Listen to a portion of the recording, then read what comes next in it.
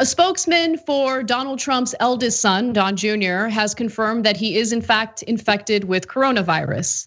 This is probably the least surprising story that has ever broken while we've been on air. The spokesperson says that the younger Trump learned his diagnosis earlier this week and has no symptoms and has been quarantining. Trump Jr. is the latest member of the president's family to become infected with the virus. We also learned, by the way, that Rudy Giuliani's son contracted the virus as well. And Rudy Giuliani was supposed to be part of some sort of proceeding today involving their lunatic efforts in trying to overturn the election.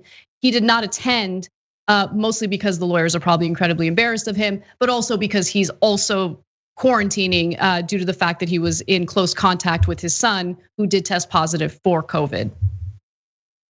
Thoughts and prayers. Thoughts and prayers. Thoughts and prayers. That's all I gotta say.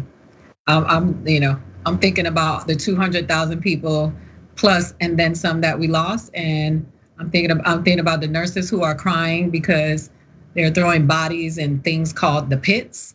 I'm thinking about the doctors who are compromising, who are sacrificing their own health, that are overwhelmed in hospitals right now. And these very people who have politicized this virus so much that people are walking around, against their own interest. I mean, all I gotta say is Godspeed. Yeah, it is kind of incredible how,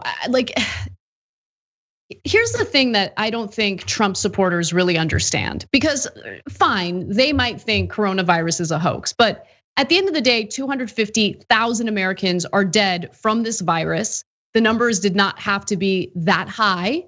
We were gonna lose people, of course, and that's a tragedy on its own, but Donald Trump's inaction, his refusal to be clear with the American people about what they needed to do in order to prevent contracting this virus, spreading this virus, it led to this insane amount of Americans dying. And all of those people who died have family members. There are people alive today, obviously, who have lost loved ones, friends, family, as a result of Trump's incompetence and disinformation. And so, of course, he lost the election. Of course he lost the election. What would fire you up more to vote against someone than, the fact that his lack of leadership led to someone you love, someone in your family dying? Yeah, I don't see a big outbreak of coronavirus among Democrats either. So I don't know, there's one group that takes masks seriously, one group that doesn't. And I think you can see how that plays out pretty clearly. And then the poor people who are Black and brown, who are essential workers that are contracting it because they don't have the option to stay at home, nor the resources. You know what I just think is very interesting when you listen to these people talk about Donald Trump is that if you listen to him and everything that he has said since the election, the only numbers that he is talking about are the numbers about votes. He's not talking about unemployment. He's not talking about the evictions that are gonna happen in January. He's not talking about the people who are contracting this virus. The only numbers that he keeps talking about are the ones that have to do with him. So how you can follow someone, even if you don't believe in coronavirus, you know that there's the stimulus is hanging over your head.